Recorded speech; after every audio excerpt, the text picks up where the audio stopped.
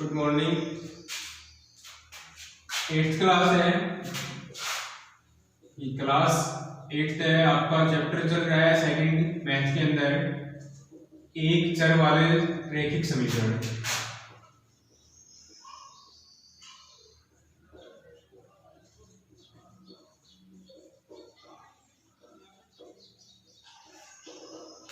ये आपका चैप्टर चल रहा है एक चर वाले रैखिक समीकरण। अब इसके अंदर आपने 2.1 जो है 2.1 जो है वो आप कंप्लीट कर चुके हैं।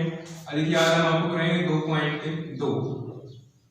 2.2 के अंदर जो है पहला सवाल जो है वो क्या कहता है आपका कि अगर आपको किसी संख्या से 1/2 घटाने पर कोई संख्या है, उस संख्या में से हम क्या कर रहे हैं 1/2 को घटा रहे हैं, और 1/2 घटाने के बाद जो हमारे पास चीज बचती है उस चीज को हम क्या करते हैं 1/2 से गुणा करते हैं।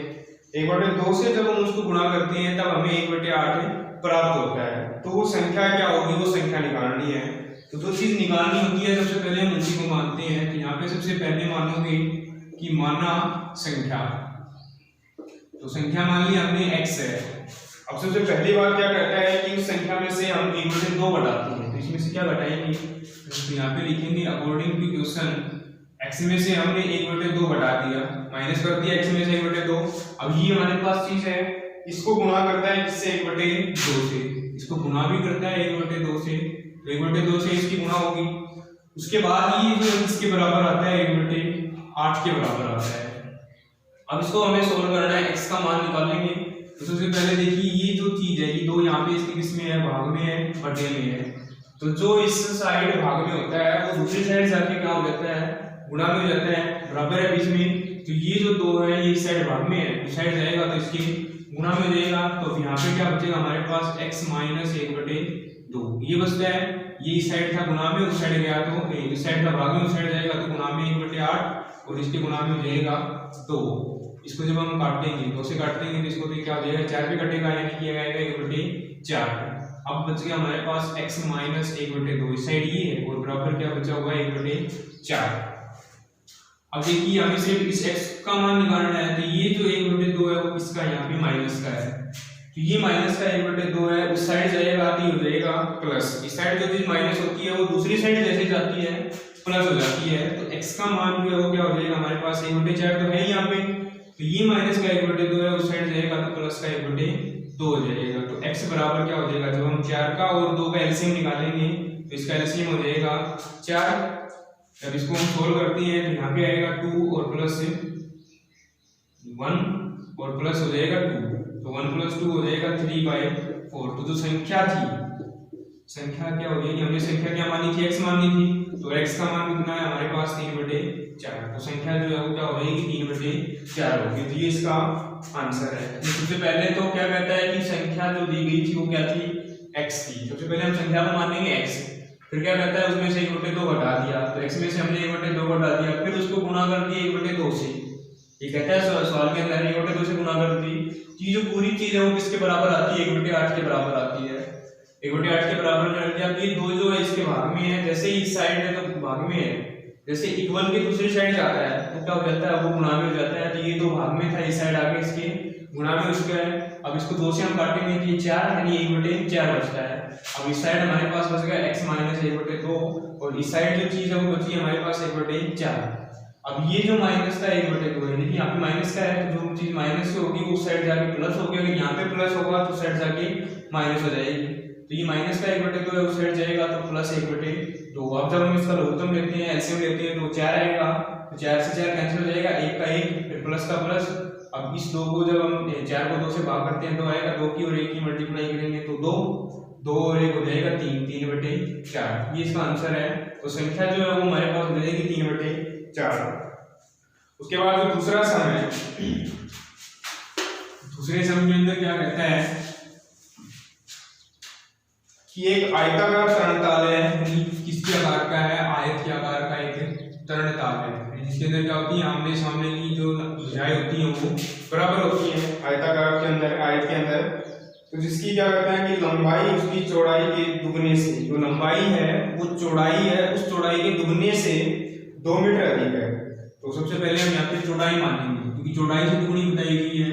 यहाँ पे माना चौड़ाई x, तो इसकी लंबाई क्या हो जाएगी, लंबाई क्या कहता है कि इसकी चौड़ाई के दुगुना, दुगुने का मतलब क्या हो जाएगा, इसकी गुणा पहले 2 से करेंगे तो लंबाई हो जाएगी 2x, और दुगुने से कितनी अधिक है, 2 अधिक है, तो इसके अंदर 2 भी जोड़ दिया, तो दुगुने से 2 अधिक हो गया, पहले x की 2 से मल्टीप्लाई कर दिया, फिर इसके अंदर 2 जोड़ दिया, तो दुगुने से 2 अधिक है तो 2x प्लस 2 हो जाएगा, ये इसकी लंबाई है। तीसरी चीज दी गई है इसका परिमाप,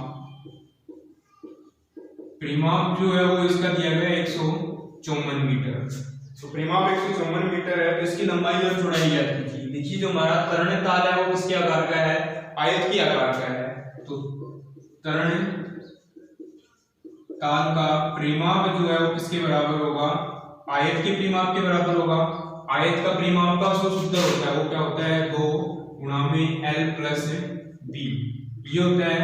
और ये जो परिमाप है वो कितना दिया गया है, 154 दिया गया है, तो इसको हम किसके बराबर रख देंगे, 154 के बराबर रख दिया। अब हमारे पास इसको जब आगे सोल्व करते हैं तो ब्रैकेट L का मतलब लंबाई, लेंथ जो है वो हमारे पास कितनी है, 2x प्लस 2 है, तो इस L की जगह ये वैल्यू रखोगे यहाँ पे 2x प्लस 2, फिर प्लस ब्रेथ B जो है वो चौड़ाई है, इसकी चौड़ाई कितनी है, x है, तो इस B की जगह हम यहाँ पे क्या रखेंगे, x रखेंगे, और ये बराबर किसके हो जाएगा, 154। फिर वही बात है, देखिए ब्रैकेट है, ब्रैकेट के बाहर जो ये 2 है, इसका मतलब ये किसमें है, इसके गुणा में है, इन दोनों के बीच में कोई निशान नहीं है, इसका मतलब ये गुणा में है, ये चीज गुणा में है, उस साइड जाएगा तो भाग में हो जाएगा। अब देखिए 2x और 1x, ये x वाले x के अंदर जुड़ते हैं, बिना x वाले बिना x के अंदर जुड़ते हैं, तो 2x तो ये 1x, ये 2x और 1x हो जाएगा यहाँ पे 3x और प्लस में 2, उसके बाद ये 2 गुणा में था, वहां पे जाएगा तो भाग में हो जाएगा, यानी 154 और बटे में हो जाएगा इसके 2, इसको हम काटेंगे तो 77 आएगा, यानी कि 3x प्लस 2 बराबर किसके हो गया, हमारे पास 77 के बराबर होता है। अब 3x को हम इस साइड रखते हैं, प्लस 2 है उस साइड जाएगा तो माइनस 2, यानी 77 माइनस 2, 77 में से 2 घटाएंगे तो यहाँ बचेगा हमारे पास 75, और इस साइड जो है वो 3x है। अब देखिए 3 और x के बीच में भी कोई निशान नहीं है, ये किसमें है, गुणा में है, तो ये गुणा में है, उस साइड जाएगा तो भाग में हो जाएगा, तो x जो है वो किसके बराबर हो जाएगा, 75, और बटे में हो जाएगा इसके 3, गुणा में था उस साइड गया तो भाग में, इसको काटेंगे 25, तो x का मान जो है वो हमारे पास क्या हो जाएगा, 25 मीटर, यानी इसकी लंबाई जो है वो तो हमारे पास 25 मीटर है, नहीं चौड़ाई जो x का मान 25 है। अब लंबाई निकालेंगे तो लंबाई जो है वो कितनी दी गई थी, देखिए 2x प्लस 2 ये दिया गया है, इसको लेकर चलेंगे हम, तो इस x की जगह ये मान रखेंगे, यानी 2 गुणा में 25 और प्लस 2, इस x की जगह दिया 25 की ओर 2 की गुणा करेंगे तो हो जाएगा 50, और प्लस में हो गया ये 2, इन दोनों को जब हम जोड़ेंगे तो 52, यानी कि लंबाई जो है वो तो हमारे पास 52 मीटर है, और चौड़ाई जो है वो हमारे पास 25 मीटर है, तो ये इसकी लंबाई और चौड़ाई, ये दोनों इसके आंसर है। उसके बाद थर्ड जो सम है उसके अंदर क्या कहता है, एक समद्विबाहु त्रिभुज है,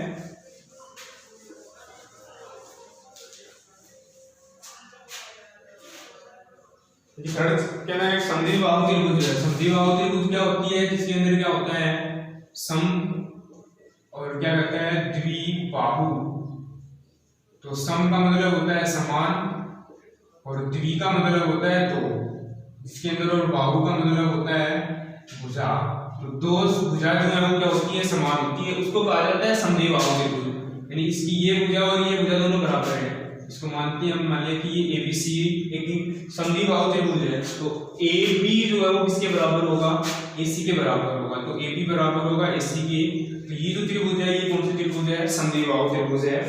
अब इस त्रिभुज के अंदर क्या कहते हैं, इसका आधार दिया गया है, आधार इसका ये हमारे पास जो नीचे जो लाइन है ये इसका आधार है BC, तो सबसे पहले तो यहाँ पे लिखेंगे क्या दिया गया है, त्रिभुज का आधार,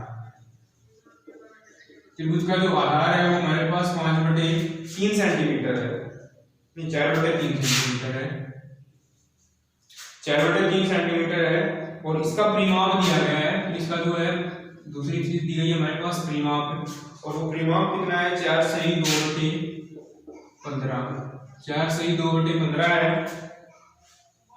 और उसके बाद कहते हैं कि 2 बराबर भुजाओं की माप ज्ञात कीजिए, तो हमें माप निकालनी है, अब वो माप हमारे पास है नहीं तो उसको हम मानते हैं, विमाना समान भुजा जो समान भुजा है इसकी समान भुजाओं की लंबाई वो मान लिया हमने x है, तो समान भुजाएं जो है उनकी लंबाई हमने x मान ली।